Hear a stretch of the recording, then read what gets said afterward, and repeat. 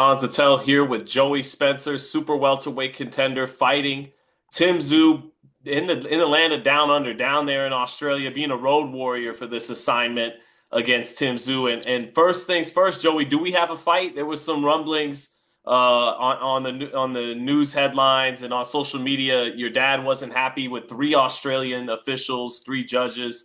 Can you give us an update on that to get started? Yeah, yeah, of course. Everything is all set.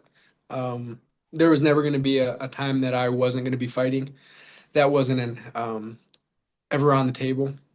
As far as that went, a lot of the media and things kind of were clickbaiting a little bit, saying that the fight might be in jeopardy, but it wasn't. My team was actually just um, told to make some noise and make sure that we got what we were agreed upon before the fight was even agreed to. That was the thing that we asked for, and that was all we asked for. When we got asked to come over here, it was, I looked at it as a great opportunity, and I was ready to go.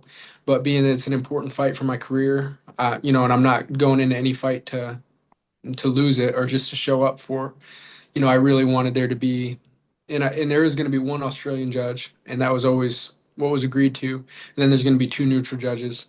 And that was what I was promised. That's what we agreed to. That was our agreement.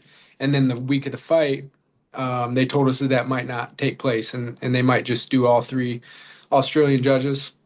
At this point, I'm so locked in on the fight and on my preparation that I never even really thought too much about it. But my team handled it. Obviously, I had to answer questions and things like that, so it was brought to me quite a few times. But it was never anything that had me too rattled at this point. That's up to my team, and they did a great job with it. Yeah, if anything, does part of you like it? Like, all right, I like this. I'm the road warrior. Maybe they're trying to stack the deck in certain ways against me. Great, more fuel to the fire. Yeah, it's always good to have a little bit of controversy, I guess, before the fight. Tim's, seems like I've been seeing he's been getting a little more riled up than he was before since this has all happened. Yeah, it's cool. We don't have to be all happy before we go in there. We're gonna get in there and fight regardless. But yeah, I'm definitely embracing all of it. That was something that was really exciting to me about taking this fight is that I get an opportunity to go across the world to somebody else's country and try to take what they have and win in front of their fan base, and that's just the type of stuff that I've always wanted to experience in my career and to try to accomplish. So I'm really embracing it. I'm excited about it. When you say, because you're down there in Australia, obviously, Yeah, where a yeah, lot of us are overseas that'll be watching the fight back in the States. When you yeah. say that Zoo riled up a little bit this week, what have you been seeing from him? What do you mean? Just a little bit different in his mannerisms and his answers of his questions, and seems like he's trying to, I don't know, discredit me a little bit or get under my skin a little bit. And Or build spite? You know, a fighter. yeah, build spite, almost manufacture, it seems like he's trying to manufacture almost this like resentment towards me or bad blood that's not there. And that's what I'm sensing, that's what I'm seeing. Because there's been nothing but respect between me and him from the beginning of this. And seems like he's trying to psych himself up into a fight. That's what it seems like to me, especially because there's been nothing to warrant it.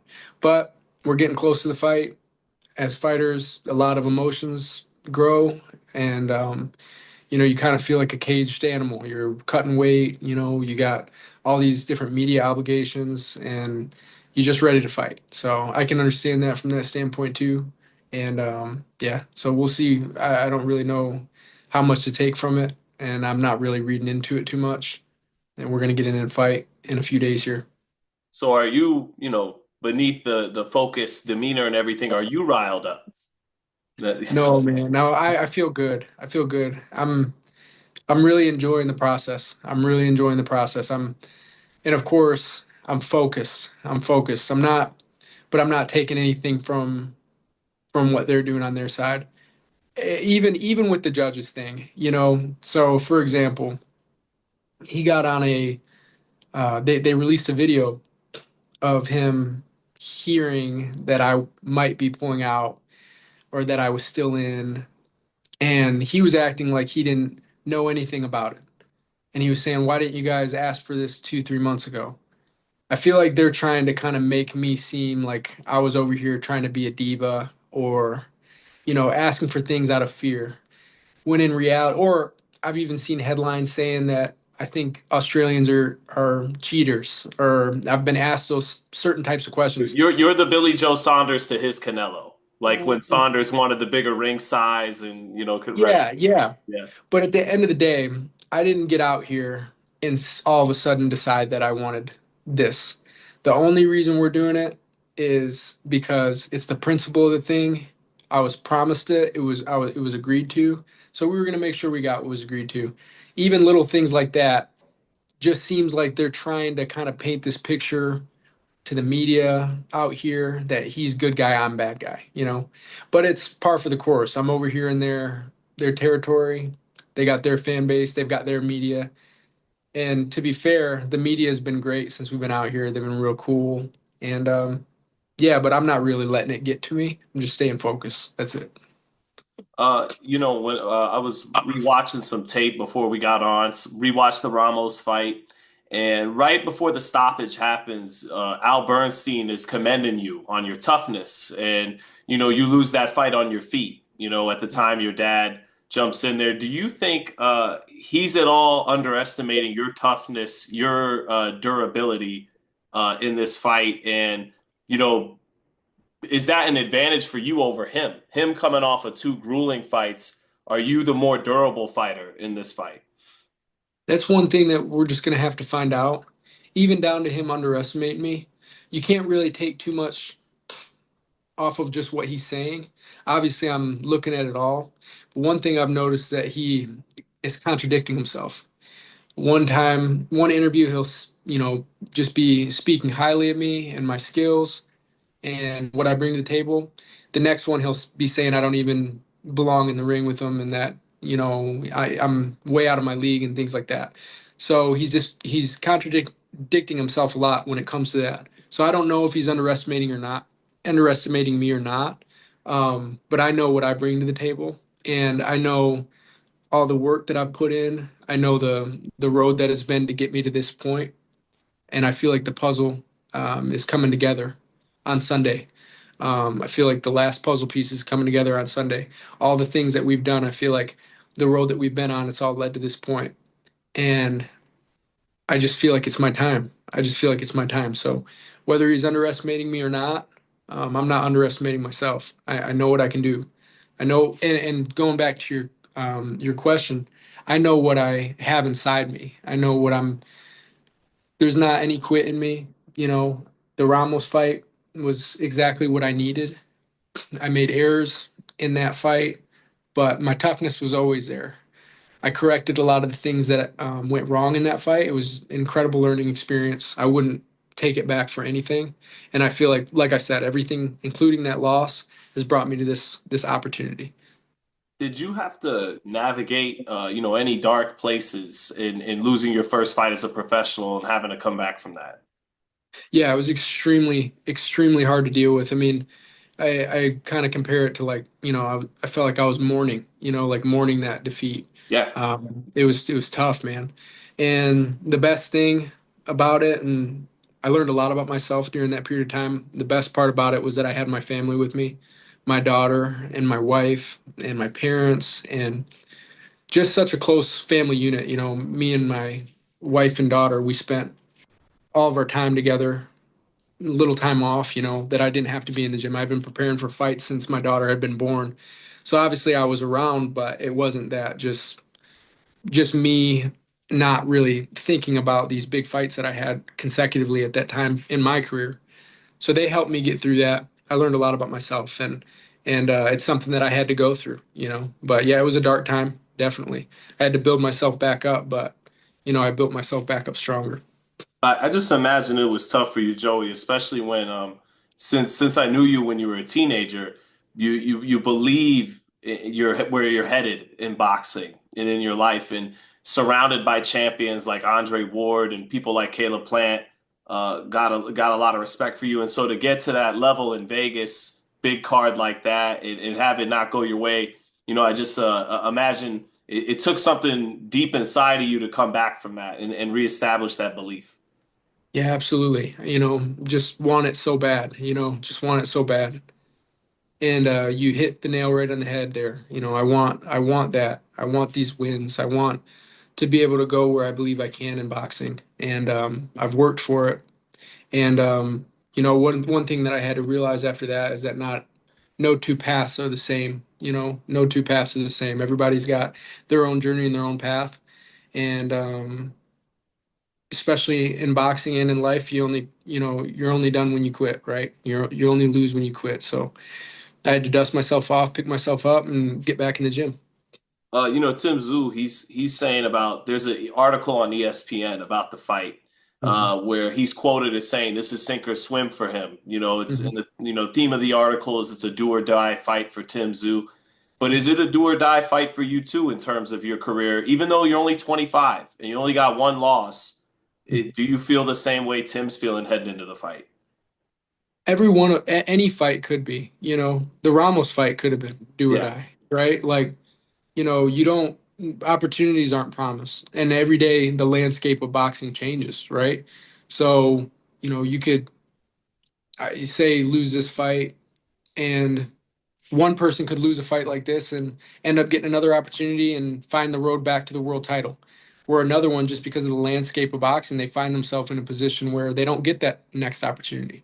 So you got to treat every fight like it's the last one, right? Like it's the last opportunity you're ever going to get. Realistically, and Tim's coming off a couple losses, right? But I think if done right, he can come back. If he's, wants to pull himself back up after a third loss, I believe fully that he'll be able to do that. I think that a fighter can do anything, a person can do anything that they put their mind to. But as far as the opportunities you get, sometimes those are limited, right? So we got to make the most of them. Have you talked you told me before we got on, you've been there almost a month in Australia. Have Yeah. you been able to talk on the phone with Virgil or Andre Ward or Caleb Plant, any of those guys pass on, something to give you before the fight? Yeah, not me personally, but my dad talks to Verge often, and he talked to him this week.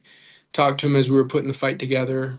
Some time in between, Verge checks in quite often, so my dad's been going back and forth with them, and I've got some people that I'm definitely gonna reach out to before the fight with any questions or just things that I need to make sure that I've got taken care of.